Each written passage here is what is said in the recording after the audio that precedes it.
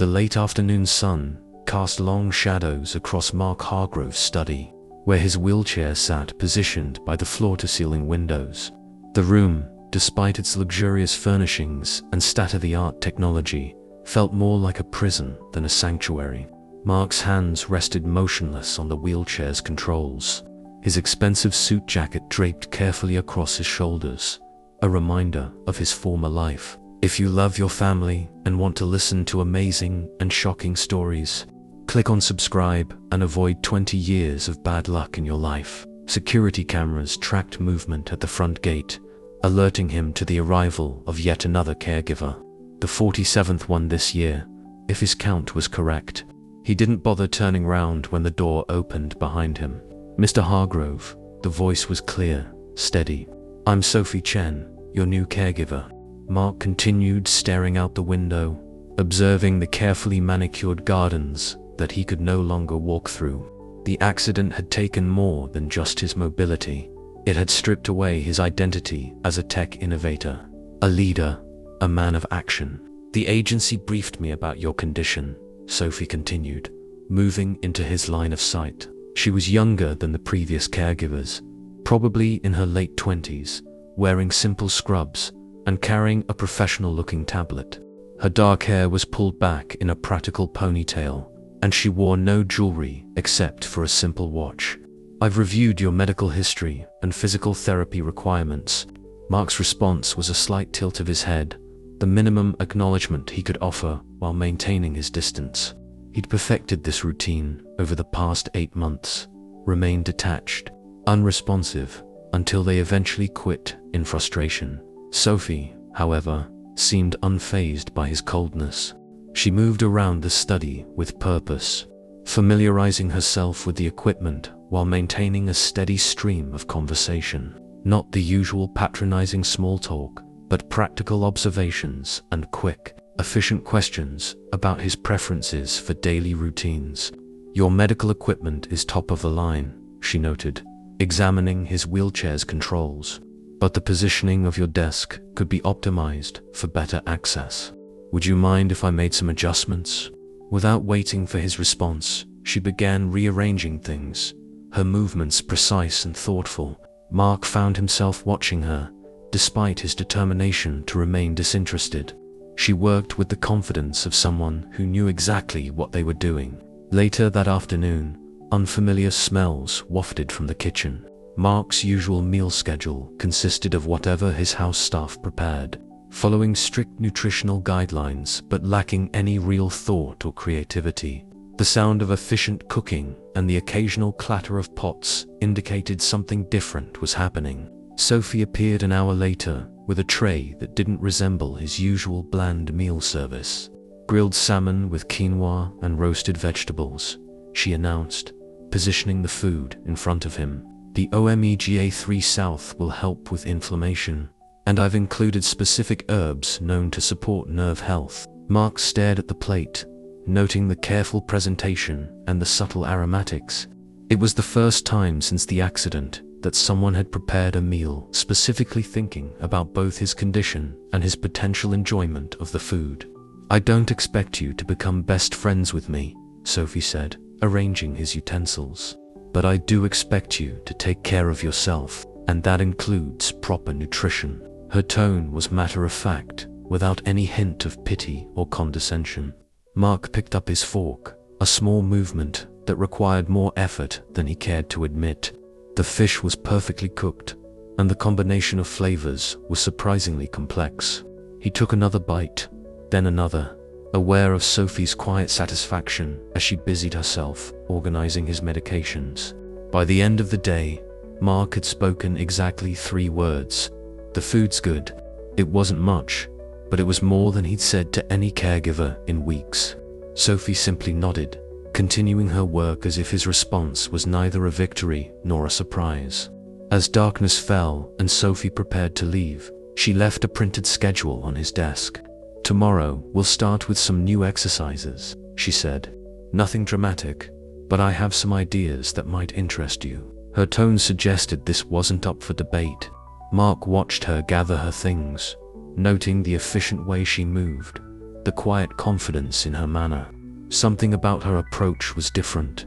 She neither tiptoed around his condition, nor tried to force false cheerfulness. She simply treated him like a person who needed to get better, not a broken man to be pitied. As the door closed behind her, Mark found himself looking at the schedule she'd left.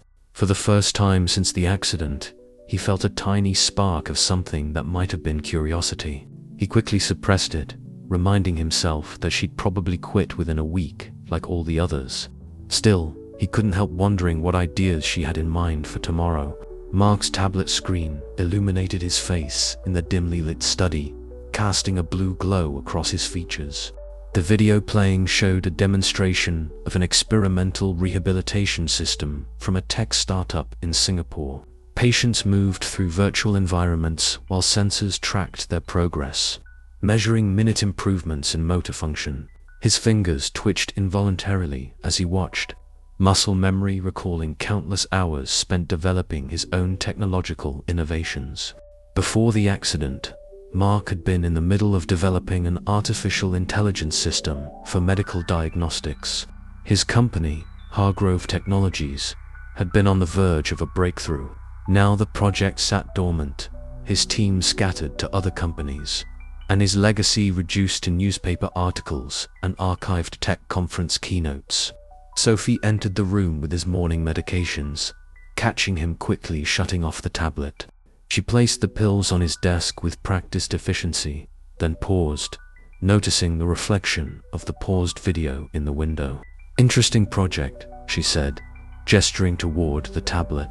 "The integration of VR with physical therapy is promising, but their haptic feedback system needs work."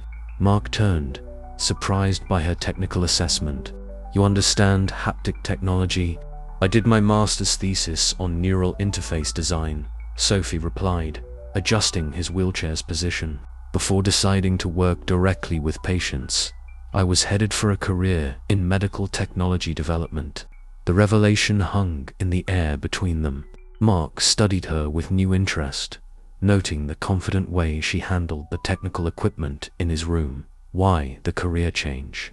Sophie continued her morning routine, checking his vitals while she answered, "I realized I needed to understand the human element better.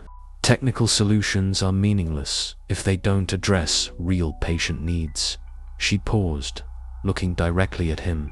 "Which is something you use to talk about in your keynotes." Mark felt a familiar spark of intellectual engagement, one he'd been suppressing since the accident. "You've watched my presentations. Required viewing in my biomedical engineering courses," she said matter-of-factly. "Your work on adaptive neural interfaces was groundbreaking." She finished updating his medical chart and turned to face him fully. "You know, your brain didn't stop working just because your body isn't cooperating." The statement, delivered without pity or pressure, hit Mark with unexpected force. He'd spent months focusing on what he couldn't do, avoiding anything that reminded him of his former work. But Sophie's practical assessment of his situation made his self-imposed exile seem suddenly foolish. "I have some ideas," Sophie continued, pulling up a chair. "Things I've been working on in my spare time. Would you be interested in taking a look?" Mark hesitated, old habits of isolation warring with rekindled curiosity. "What kind of ideas?" Sophie pulled out her tablet, pulling up a series of technical drawings and preliminary code. "It's rough," she warned, "and I'm stuck on several key algorithms. But I think there's potential." As she began explaining her concept, Mark found himself automatically analyzing the technical challenges, his mind engaging with problems he hadn't allowed himself to consider for months.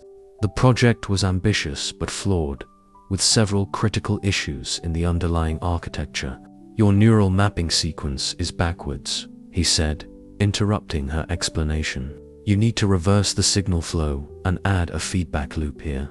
His hand moved to the tablet, muscle memory taking over as he tried to indicate the necessary changes. Sophie quickly opened a note-taking app, recording his observations.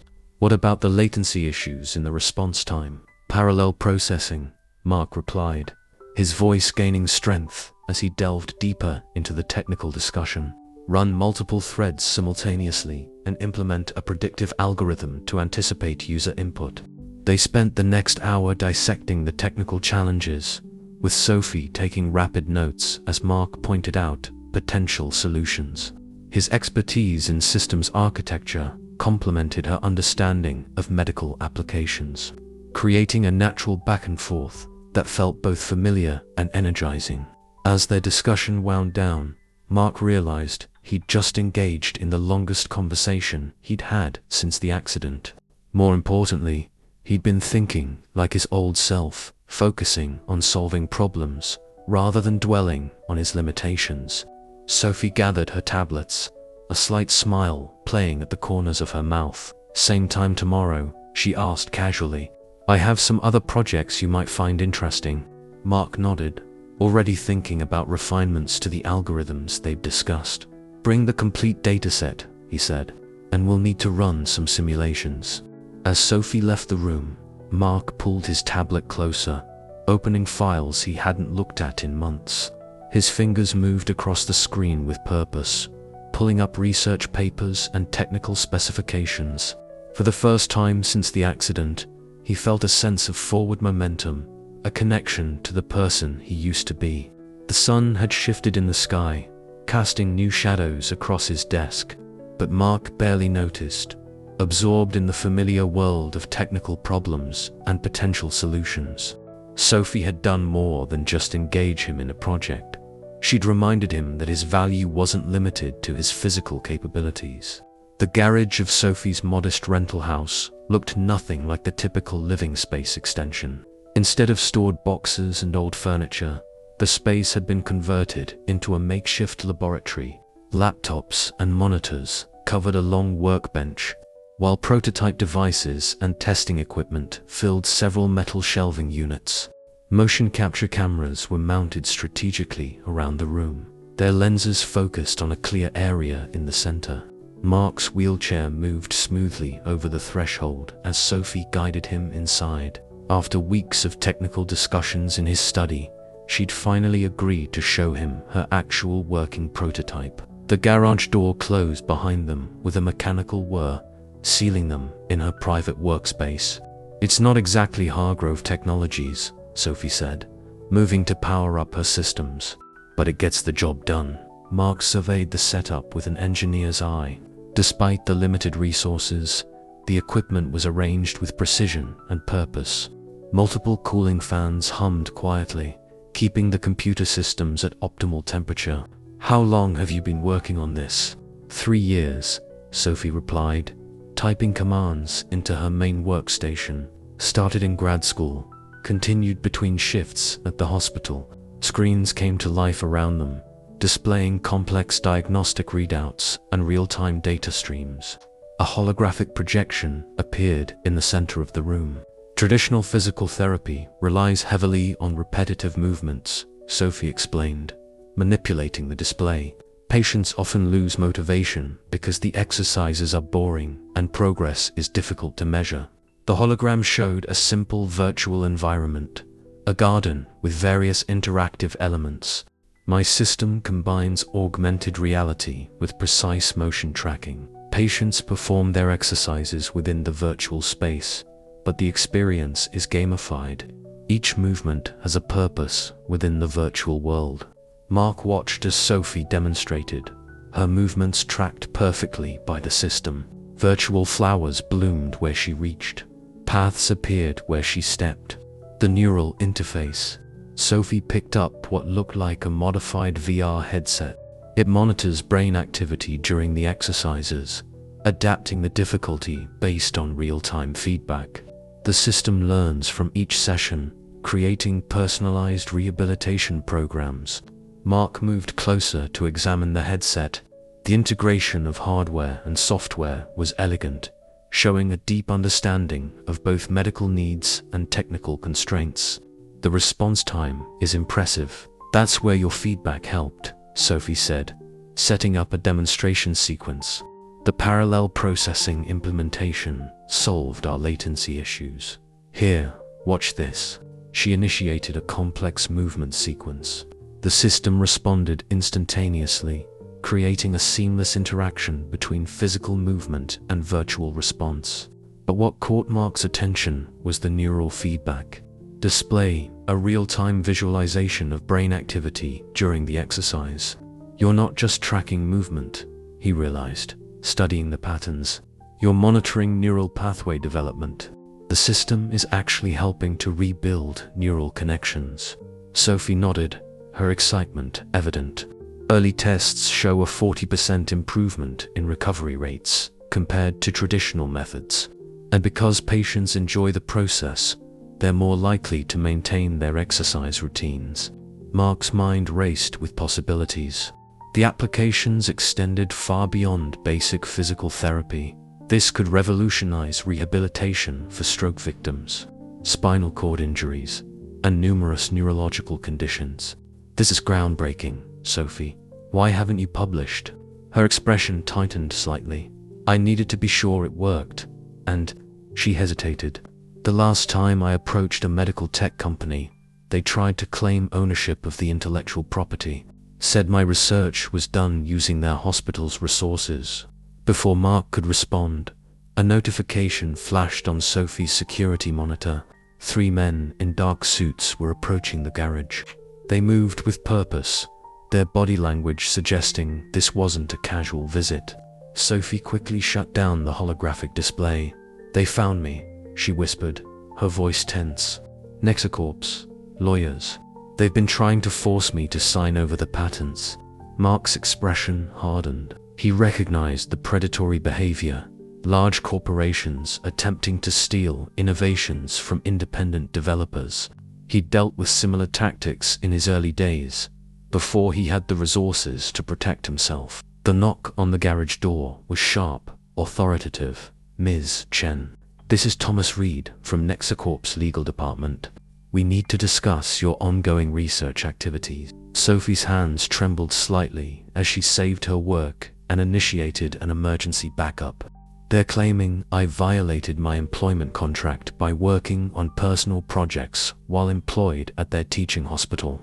Don't open the door, Mark said, his voice carrying the authority of someone used to corporate warfare. He pulled out his phone, quickly dialing a number. James, I need you at 1542 Cedar Street immediately. Bring the cease and desist templates. Yes, the aggressive ones. The knocking continued, more insistent now. Ms. Chen, refusing to cooperate will only complicate your situation. We have documentation of your contract violations. Mark wheeled himself between Sophie and the door. Your project isn't just valuable, he said quietly. It's revolutionary, and they know it. That's why they're here. They can't compete with you, so they're trying to steal your work. Sophie looked at him, seeing not the injured man she'd been caring for, but the brilliant strategist who had built a tech empire. What do? We fight, Mark replied, his eyes fixed on the door. But first, we need to protect your invention. I assume you have off-site backups. The pounding on the door had stopped, replaced by the sound of a phone call being made. They had minutes, at most, before the situation escalated. Mark turned to Sophie, his expression intense. I can help you protect this, but you'll have to trust me completely. Are you ready for what that means? Sophie looked at her years of work displayed on the screens around them, then at the door where corporate lawyers waited to take it all away. Her decision reflected in her eyes before she voiced it. Yes, I trust you. The sound of expensive shoes on concrete signaled the arrival of Mark's legal team. James Chen, Hargrove Technologies' longtime chief counsel, strode into the garage with 2 associates, briefcases in hand. The Nexacorp lawyers outside straightened their postures, recognizing a shift in power dynamics. Gentlemen, James called out, his voice carrying the practiced neutrality of a seasoned corporate attorney. I suggest you withdraw immediately. Any claims against Ms. Chen will be met with immediate counteraction, including charges of harassment and corporate intimidation. Mark positioned his wheelchair near Sophie, watching the confrontation unfold. The Nexacorp representatives exchanged glances, clearly unprepared for organized resistance. This is a private matter between Nexacorp and a former employee. Their spokesman attempted, but James cut him off. Ms. Chen's innovation is independently developed intellectual property, created outside of her employment hours, using personal resources. Furthermore, James produced a document from his briefcase. As of this morning, her work is under the protection of Hargrove Technologies' legal department. Any further attempts at intimidation will be treated as corporate espionage. The threat hung in the air, heavy with implications. Nexacorp's lawyers retreated, but not before the lead attorney shot a cold look at Sophie. "This isn't over, Miss Chen."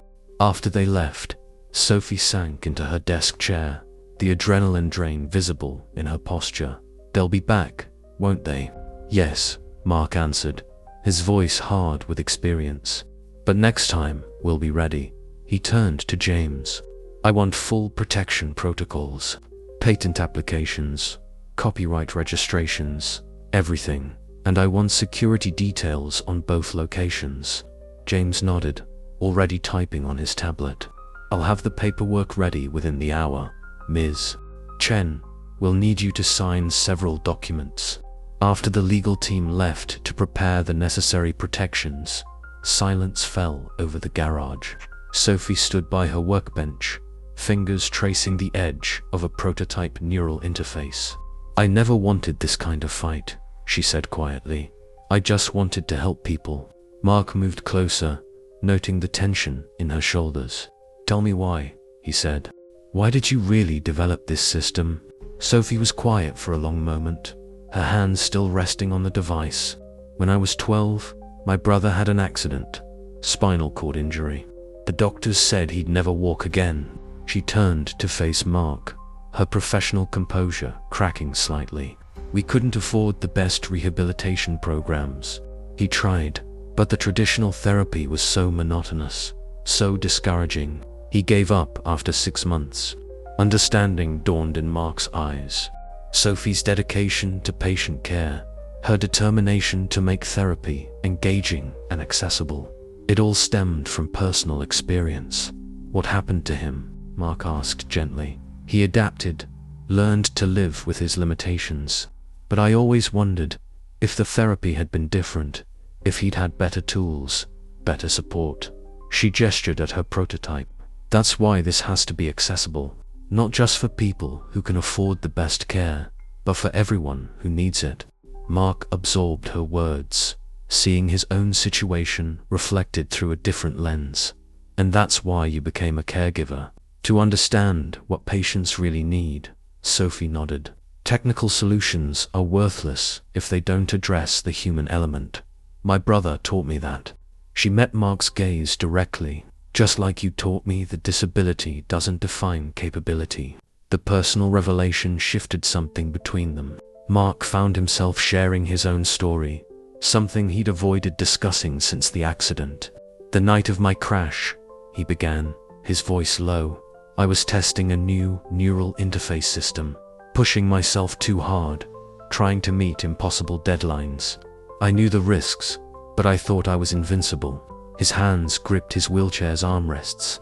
"When I woke up in the hospital, all I could think about was everything I'd lost.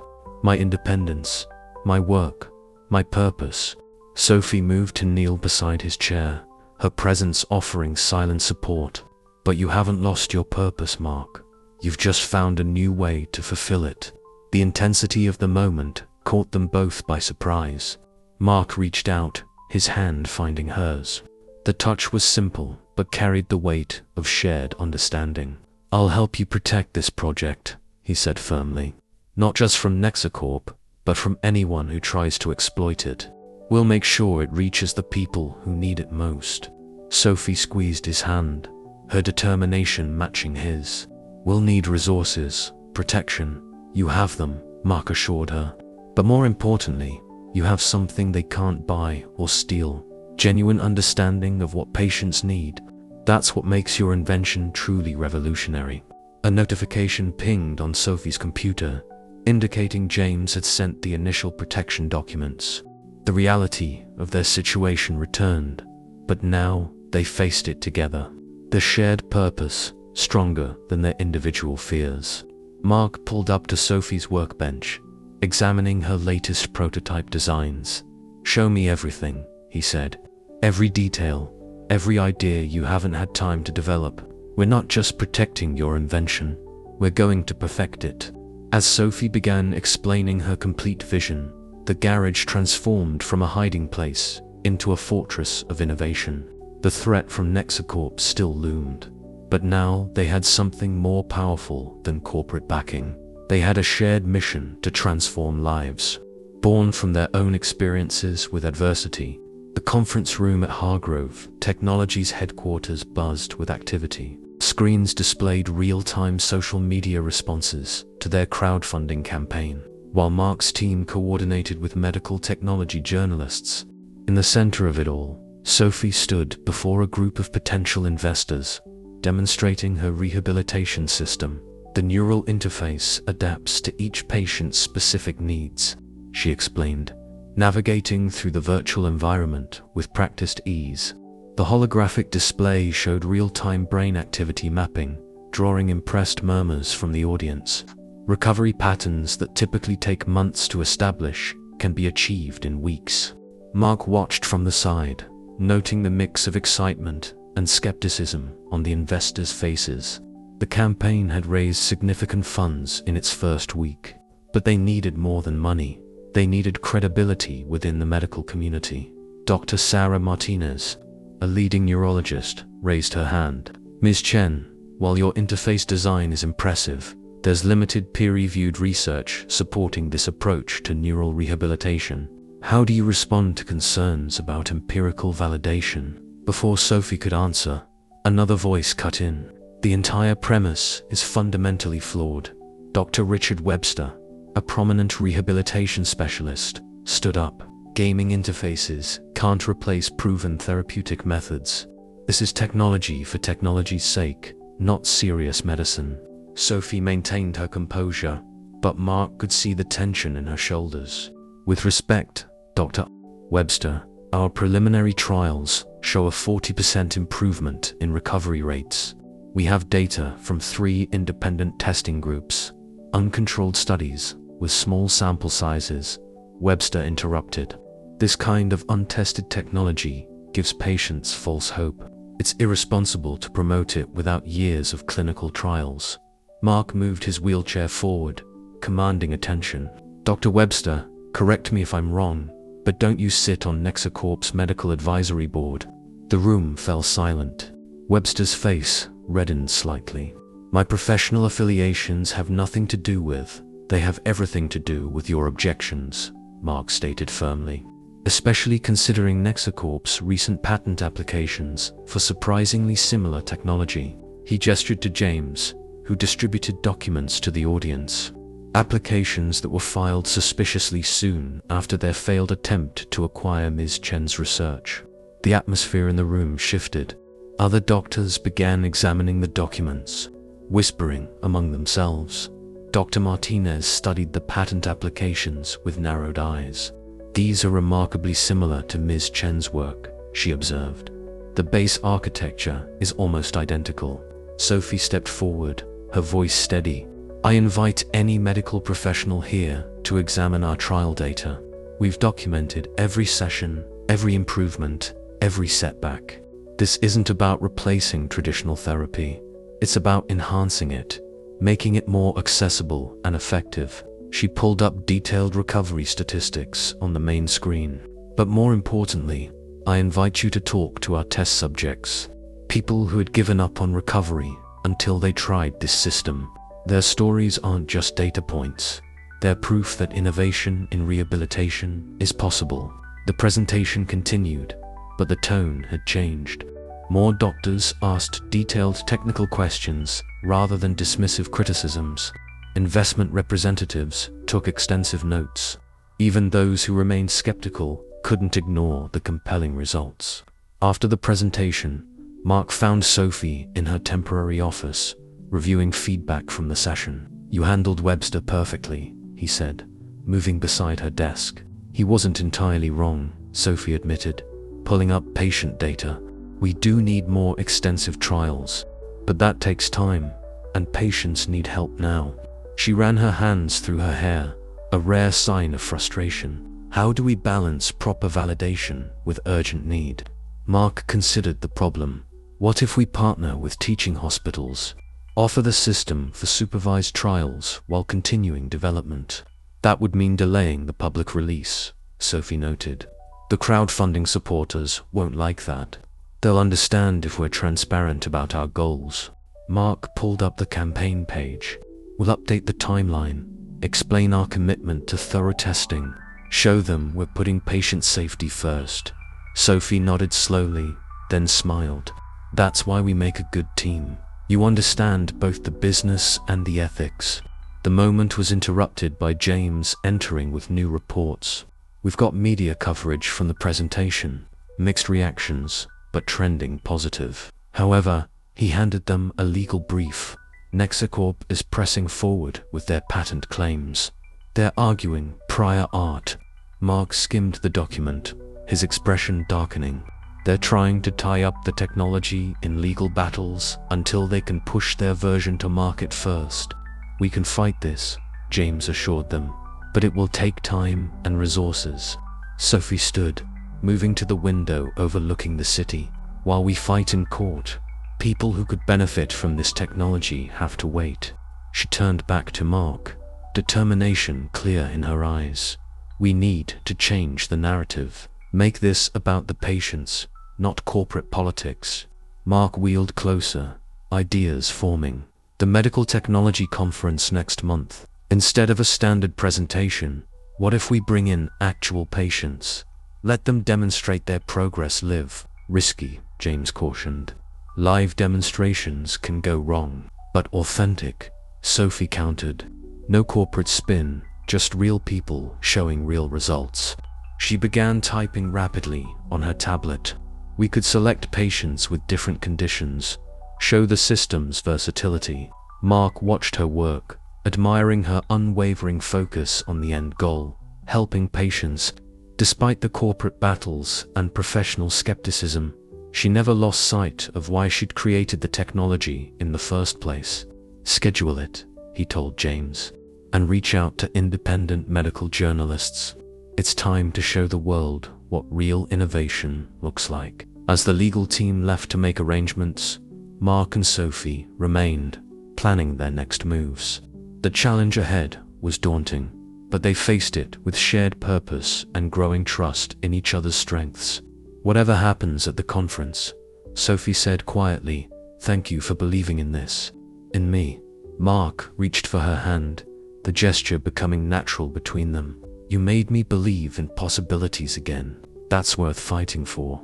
The evening light filtered through the windows of Mark's study, where Robert Kane, CEO of Meditech Ventures, stood examining Sophie's prototype. His presence commanded attention. A veteran of the medical technology industry known for turning promising innovations into billion-dollar products. Impressive work, Ms. Chen, Kane said, setting down the neural interface headset. Your integration of haptic feedback with cognitive response monitoring is particularly elegant. He turned to face both Sophie and Mark. We're prepared to offer full development support, immediate clinical trials, fast-track FDA approval, global distribution network. Sophie glanced at the contract he'd placed on Mark's desk, and the conditions. Kane smiled, practiced and professional. Standard optimization requirements. Our research team would need to modify the system architecture for mass production, streamline the interface, reduce production costs. He paused, choosing his words carefully. We'd also need to adjust the pricing structure to ensure profitability. You mean make it too expensive for most patients to afford? Mark stated flatly. We're running a business, not a charity, Kane replied. Premium pricing for premium technology. But he held up a hand to forestall objections. We could establish a foundation to subsidize treatment centers in underserved areas. Sophie moved to the window, her reflection overlaying the darkening gardens below. The offer represented everything she'd worked for. Legitimate trials, professional development, global reach.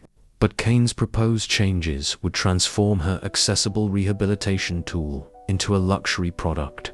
We'd need to review the technical modifications, she said, turning back to face Kane. Actually, Kane cleared his throat. Our development team would handle all technical aspects moving forward. Your role would be purely advisory. His gaze shifted to Mark, and given Mr. Hargrove's condition, his involvement would need to be minimal to avoid complications. The implied dismissal hung in the air. Mark's hands tightened on his wheelchair's armrests, but his voice remained steady. You want to push us both aside. I want to protect the investment, Kane corrected. Your current arrangement is admirable but informal.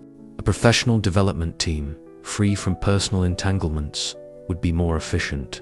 Sophie walked to Mark's side, her decision visible in her posture before she spoke. Personal entanglements are why this technology works, she said firmly. We understand what patients need because we've lived it, directly and through family members. That understanding is part of the design. Kane sighed, gathering his papers. I was afraid you'd take this position, but consider this. Without proper backing, your invention might never reach the market. Nexicorp is pushing their version through trials already. They have the resources to dominate the field. Let me be clear, Mark interjected, his voice carrying the authority that had built his company. Sophie's technology will reach the market, with or without Meditech's help. Bold words from someone who can't even access his own laboratories anymore, Kane replied, his professional veneer cracking slightly. Face reality, Mark. You're not the force you used to be in this industry. The words struck their intended target. Mark felt the familiar wave of frustration at his limitations. But before it could take hold, Sophie's hand found his shoulder. You're wrong, she told Kane. Mark's mind is as sharp as ever. His understanding of systems architecture is why this project has advanced so quickly. We don't need your help to compromise our vision. Kane moved toward the door, then paused. The offer stands for 48 hours. After that, you're on your own against Nexicorp and any other competitors who enter the market. He placed his business card on a side table. Think carefully about what's at stake. After he left, silence filled the study. Sophie began pacing, her usual calm demeanor disturbed. He's right about one thing. Nexicorp is moving fast. If they get to market first with an inferior version, Sophie, Mark's voice stopped her pacing. She turned to find him watching her with an intensity that made her breath catch. Come here.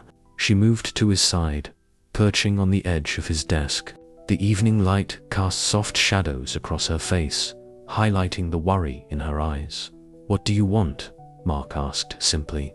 Not what's pragmatic, not what's safe. What do you want for this technology? I want it to help people, she answered without hesitation. All people, not just those who can afford premium prices. She ran a hand through her hair, frustrated. But I also want it to work properly, to be available globally. Kane's right, we need resources for that. Mark wheeled closer, until their knees almost touched. We'll find another way, one that doesn't compromise your vision. Our vision, Sophie corrected softly. Their eyes met, the connection between them suddenly electric with unspoken feelings. Mark reached up, his hand cupping her cheek.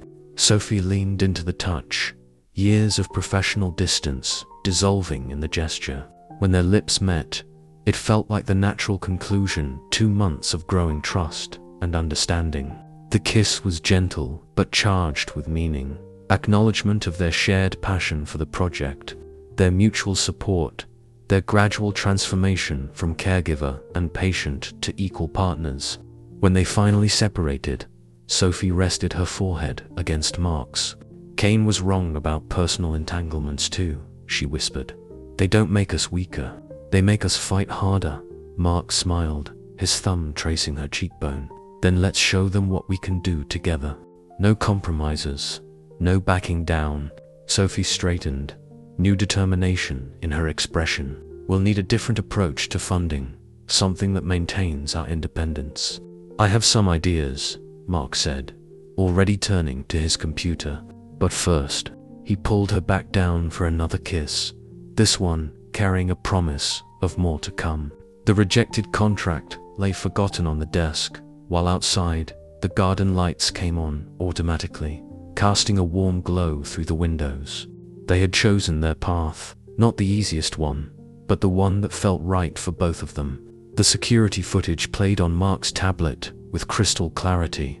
Two men in plain clothes examining Sophie's garage lab at 3 a.m., testing the door locks, photographing the security system. They were professionals, methodical, careful, leaving no trace except their images on Mark's newly installed cameras. Third night this week, Sophie noted, leaning against Mark's wheelchair as they watched. Morning light streamed through his study windows, but neither had slept much. They're getting bolder.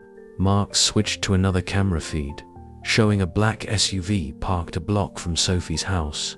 They're not just surveillance anymore, they're planning something. His phone buzzed. A text from an unknown number. Final warning. Walk away from the project or things get complicated. You're not the only one with corporate resources. Sophie read the message over his shoulder, her hand tightening on his. NextCorp's getting desperate. They should be, Mark replied, pulling up their latest trial results. Our patient recovery rates are nearly double their published data. Once we go public with these numbers, a sharp knock interrupted them. James entered, his usually composed face tight with concern. We've got a problem. Someone's trying to access our development servers. Sophisticated attack. They're targeting specific project files. Mark immediately wheeled to his workstation, fingers flying over the keyboard. Multiple screens lit up, showing intrusion attempts across their network. They're not just after Sophie's original research anymore. They want our combined improvements. Sophie moved to her own computer, initiating emergency protocols they'd prepared for this scenario. Activating distributed backup systems, implementing false data protocols. Smart, Mark noted, pride mixing with concern. Let them chase decoys while the real data stays secure. He turned to James. Get our cybersecurity team on this. Full containment protocol. Already done, James replied. But there's more. Dr. Webster's scheduled a press conference for tomorrow. Claims he has serious concerns about the safety of our technology. Sophie's hands stilled on her keyboard.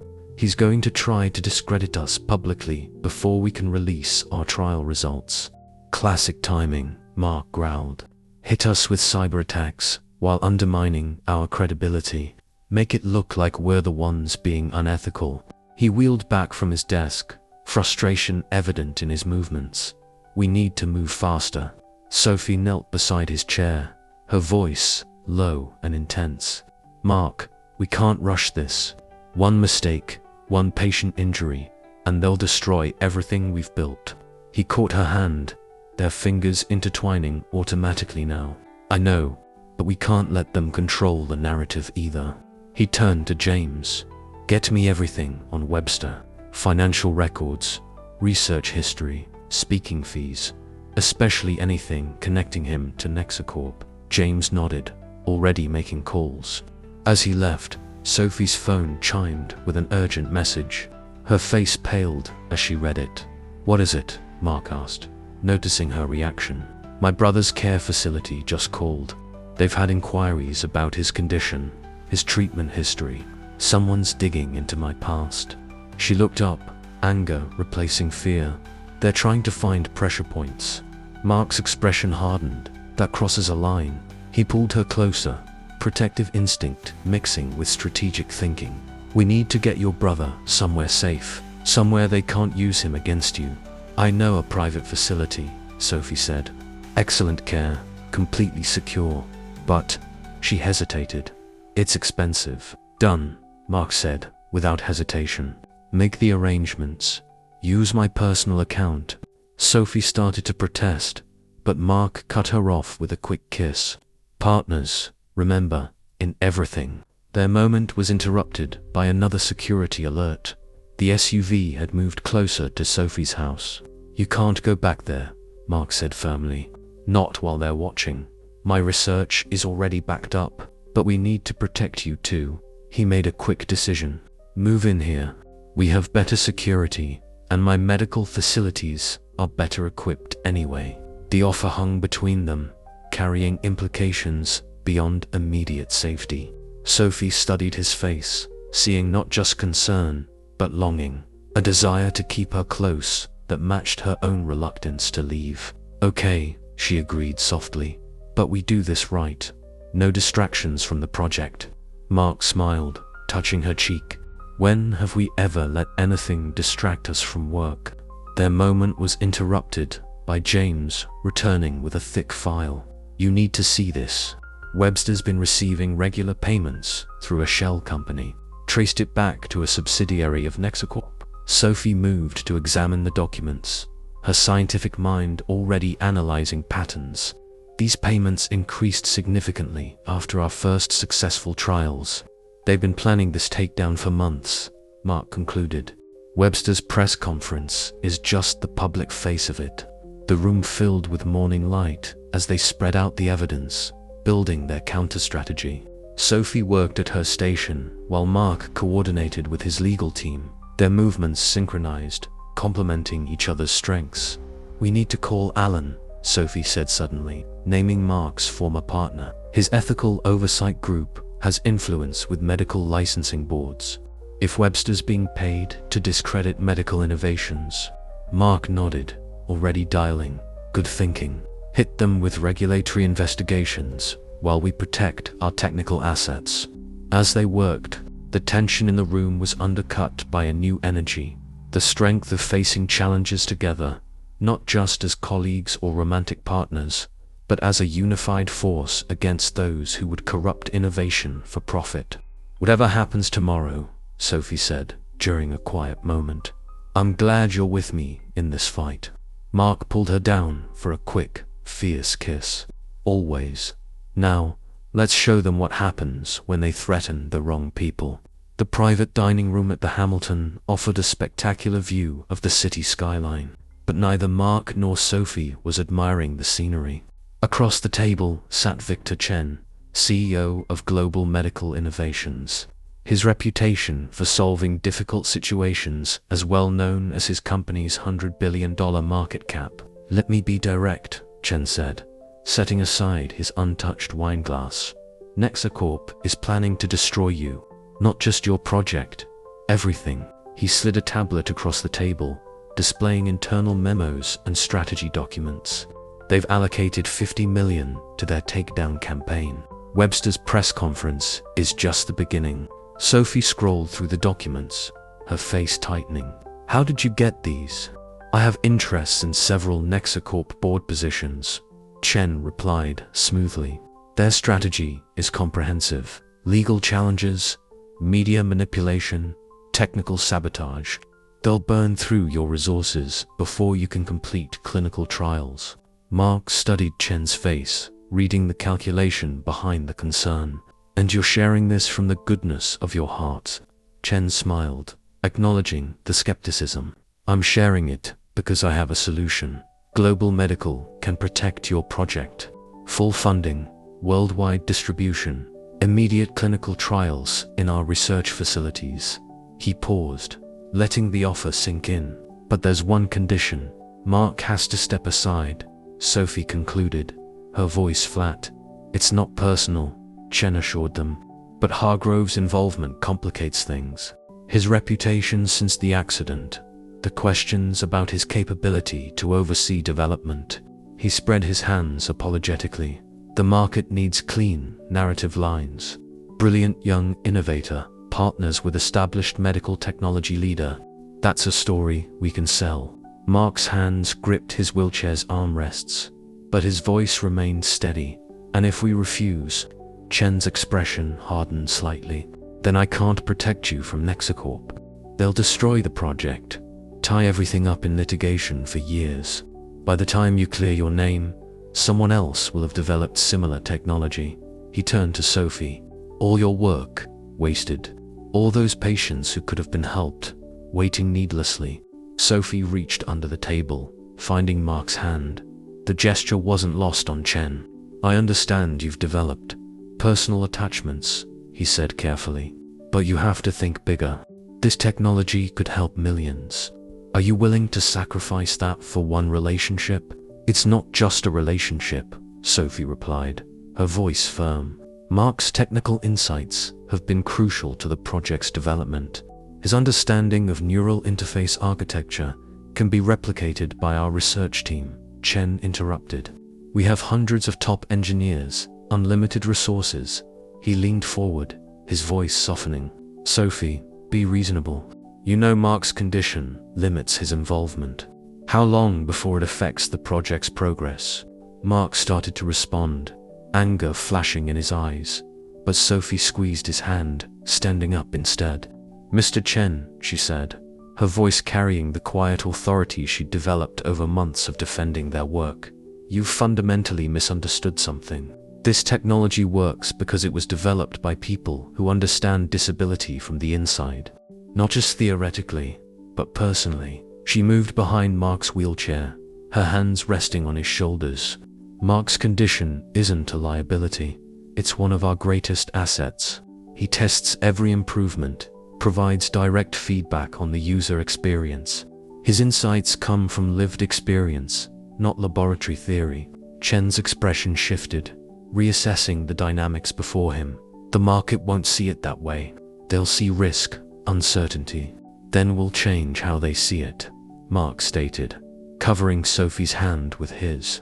"Show them that innovation comes from understanding, not just engineering." "You're making a mistake," Chen warned, gathering his things. "Nexacorp won't show mercy just because your intentions are pure. They'll destroy everything you've built." "No," Sophie corrected him. "They'll try, but they don't understand what they're fighting against." She smiled down at Mark. "We're not just protecting a project. We're protecting a vision of how medical technology should be developed, by people who understand the need, for people who need understanding." Chen stood, straightening his tie. "I hope your principles keep you warm when Nexacorp freezes your funding and blocks your trials." He placed his business card on the table. "When reality sets in, call me. But don't wait too long." After he left, Sophie sank into her chair, the strain of the confrontation showing in her face. "He's right about one thing. Nexacorp's attack will be brutal." Mark wheeled closer, turning her chair to face him. "Hey," he said softly, waiting until she met his eyes. "Remember why we started this? Not for market share or clean narrative lines. For your brother, for every patient who needs more than traditional therapy can offer." Sophie leaned forward, resting her forehead against his. "I couldn't do this without you, you know. Not just the technical aspects, everything. Your strength, your understanding." Mark cupped her face in his hands. "You never have to. Whatever Nexacorp throws at us, we face it together." He smiled slightly. "Besides, I think we just proved something important." "What's that?" "That no amount of money or threats can break us apart." He pulled her closer, kissing her with the certainty of absolute trust. "They can't fight what they don't understand. A partnership based on more than business." Sophie returned the kiss, then straightened with renewed determination. "We should call Alan, start preparing for Webster's press conference." Mark was already pulling up his phone. "One step ahead of you, but first," he gestured to their untouched meals, "we should probably eat. Fighting corporate giants requires energy." They shared a quiet laugh, the tension breaking. Outside, the city lights began to twinkle on, a reminder of all the lives their work could touch.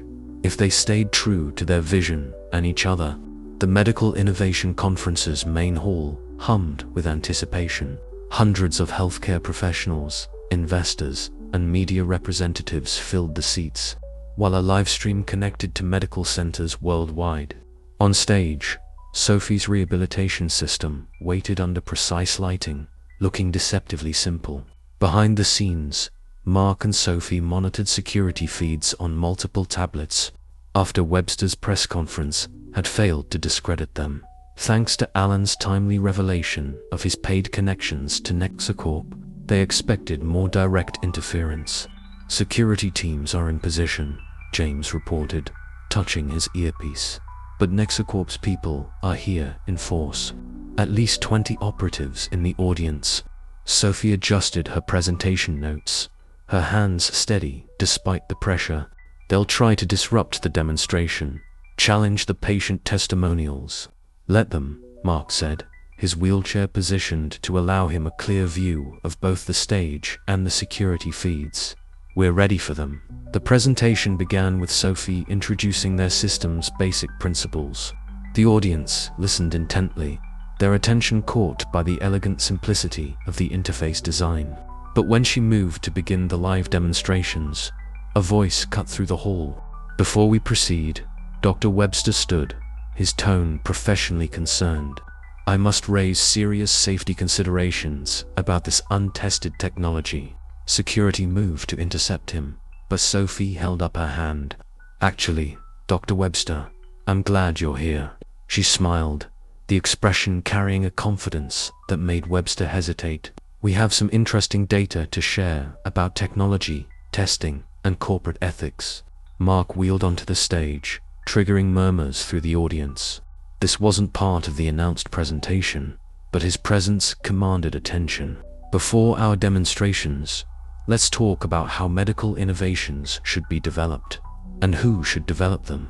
A series of documents appeared on the massive screen behind them. Webster's financial records, Nexacorp's internal memos about suppressing competing technologies, evidence of corporate espionage attempts. These records show a systematic attempt to block innovative medical technologies that might threaten existing profit models. Mark continued. But today isn't about corporate misconduct. It's about showing you what's possible when we put patients first. Sophie took over smoothly. Our first demonstration participant is someone you might recognize. She gestured stage left, where a familiar figure appeared. Michael Chen, Sophie's brother, walked carefully toward the stage, using their rehabilitation system. His movements were measured but steady, each step supported by the neural interface's real-time adjustments. 6 months ago, I couldn't stand unassisted, Michael addressed the audience. Traditional therapy had plateaued, but this system, he touched the sleek headset he wore. It didn't just help me move, it helped me believe movement was possible again. Webster tried to interject, but another voice rang out.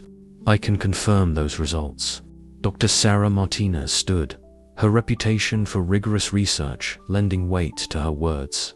I've been independently monitoring trials of this system for the past 3 months. The recovery rates are unprecedented. More patients came forward, each sharing their experiences. A stroke survivor demonstrating renewed fine motor control. A spinal injury patient showing improved mobility. Each success story was backed by detailed medical data, brain mapping sequences, empirical evidence that couldn't be dismissed. But Nexacorp had one last card to play. Their CEO, Richard Morrison, stood up. Impressive theatrics, he said smoothly. But Ms. Chen neglected to mention that key components of this technology were developed using Nexacorp resources. During her employment at our teaching hospital, Sophie didn't flinch. Actually, I have something to say about that. She nodded to James, who distributed documents to key members of the audience. These are my complete development logs, witnessed and notarized, dating back to my graduate studies. Every component, every line of code, documented and time-stamped. Mark moved forward, and I can confirm that the neural interface architecture was developed independently. In fact, he smiled slightly. It uses several approaches that Nexacorp's engineers specifically rejected as unfeasible in their published research. Morrison's face darkened. You're making dangerous accusations. No. A new voice cut in. We are. Alan Peterson, Mark's former partner, stood with several members of his medical ethics committee. We've been building a case about Nexacorp's systematic suppression of competing medical technologies. Today's attempted disruption is just the latest example. The audience erupted in discussion. Journalists typed frantically on their devices. while medical professionals engaged in heated debates about the implications. Through it all, Sophie's patients continued demonstrating the system, their improved mobility speaking louder than any corporate threats. "This technology doesn't belong to any corporation," Sophie addressed the hall, her voice cutting through the chaos. "It belongs to the patients who need it. That's why we're announcing the formation of the Adaptive Technology Foundation, a non-profit organization dedicated to making rehabilitation innovation accessible to everyone." Mark joined her at the podium. "The foundation will be funded by a consortium of independent investors, healthcare providers, and tech companies committed to ethical medical innovation. All patents will be held in trust, preventing any single entity from monopolizing the technology." The announcement triggered a wave of support. Medical centers offered to participate in expanded trials. Ethical investors pledged funding. Even some Nexicorp shareholders began questioning their company's aggressive tactics. Morrison and Webster left the hall, their disruption attempt thoroughly neutralized. But Sophie knew this wasn't the end of their fight. "They'll try other tactics," she said quietly to Mark as the audience examined the demonstration stations. "Let them," he replied, reaching for her hand. "We've shown everyone what we're fighting for. More importantly," he smiled up at her, "we've shown them who's fighting." Michael approached them, his movements steadier by the hour. "That was quite a show, sis." He hugged Sophie, then shook Mark's hand. "Thank you, both of you, for not giving up." Sophie watched her brother walk back to demonstrate the system for a group of neurologists, her eyes bright with unshed tears. "Now you see why this matters so much," she told Mark. "Every patient deserves this chance." Mark squeezed her hand. "They'll get it. Whatever it takes, however long it takes, we'll make sure of it." The conference hall buzzed with excitement and possibility. But for Mark and Sophie, this was just the beginning. They had proven their technology worked, exposed their opponents' tactics, and shown the world a better way forward. Now came the real work, making their vision of accessible, ethical medical innovation a reality. The evening sun painted Hargrove Technologies' conference room in amber light as Thomas Reid, the former Nexicorp lawyer who had once threatened Sophie, stood before the assembled board members. His hands shook slightly as he placed a thick folder on the table. "Everything is here," he said, his corporate polish cracking under stress. "Internal memos, research suppression orders, blackmail attempts against competing innovators. Nexicorp's entire playbook for maintaining market control." He glanced at Mark, "including documentation of their attempts to exploit your accident to discredit the rehabilitation project." Mark exchanged looks with Sophie, who stood beside his wheelchair. After the conference showdown, Reid had approached them privately, offering to become a whistleblower. His conscience, he'd explained, couldn't bear the weight of destroying innovations that could help people. "Why now?" Sophie asked, studying the man who had once tried to intimidate her in her garage. Reid looked down at his hands. "My sister had a stroke last month. The traditional therapy wasn't working, and Nexicorp," he swallowed hard, "they blocked her access to your trial program, claiming it was unproven technology. That's when I realized what we were really doing, not protecting patents, but preventing healing." Alan Peterson, now heading the ethics investigation, began examining the documents. "This is exactly what we needed. Combined with the evidence from other whistleblowers, it's enough to trigger a federal investigation. More importantly," Mark added, "it's enough to prevent them from blocking other medical innovations in the future." He wheeled forward, addressing Reid directly. "Your sister is welcome in our program. All patients are." The meeting continued as legal teams processed Reid's evidence. But Sophie's attention was drawn to the wall of screens showing their rehabilitation centers worldwide. In the 6 months since the conference, they'd opened 15 facilities, with 30 more under development. Each screen showed patients working with their system, making progress that traditional methods had deemed impossible. Mark moved beside her, watching the feeds. "Remember that night in your garage?" he asked softly. When you first showed me your prototype, Sophie smiled, remembering his initial skepticism, the gradual awakening of his passion for innovation. You said the neural mapping sequence was backwards. I was wrong, he admitted, taking her hand. Your instincts about patient needs were right all along. I just helped with the technical details. You did more than that, Sophie corrected him. You showed me how to fight for what matters, how to turn setbacks into opportunities. Their moment was interrupted by James entering with urgent news. Nexacorp's board just called an emergency meeting. Their stock is plummeting as Reid's evidence goes public. They're facing shareholder revolts, regulatory investigations, and their CEO, Mark asked. Morrison resigned an hour ago. Dr. Webster is also stepping down from all medical advisory positions. James smiled slightly. The house of cards is collapsing. The news rippled through the room, but Sophie's attention was caught by one of the rehabilitation feeds. A young girl, no more than 12, was taking her first unassisted steps since an accident. Her parents' joy, visible even through the security camera, reflected the real victory they'd been fighting for. Mark followed her gaze. That's what matters, he said quietly. Not corporate battles or stock prices, just people healing, getting their lives back. Sophie squeezed his hand. Speaking of healing, she pulled up their latest research data. The neural regeneration patterns we're seeing in long-term users are unprecedented. Mark, she knelt beside his wheelchair, excitement in her eyes. I think we might be able to adapt the system for spinal cord regeneration. His breath caught. You mean, it's early stages, she cautioned. But the principles are sound. The same neural interface technology, modified to stimulate nerve regrowth. She touched his cheek. Would you be willing to be our first test subject? Mark covered her hand with his, emotions playing across his face. You never stop pushing boundaries, do you? I learned from the best, she replied. A brilliant tech innovator once showed me that limitations are just problems waiting for solutions. The room had cleared, giving them privacy as the sun set over the city. Through the windows, they could see the lights coming on at their newest rehabilitation center. Whatever happens with the new research, Mark said, pulling her closer, we've already succeeded. Look at what we've built together. Not just the technology, but a new way of developing medical innovations. Patient-focused, ethical, accessible. Sophie leaned in, kissing him softly. And we're just getting started. Alan cleared his throat from the doorway.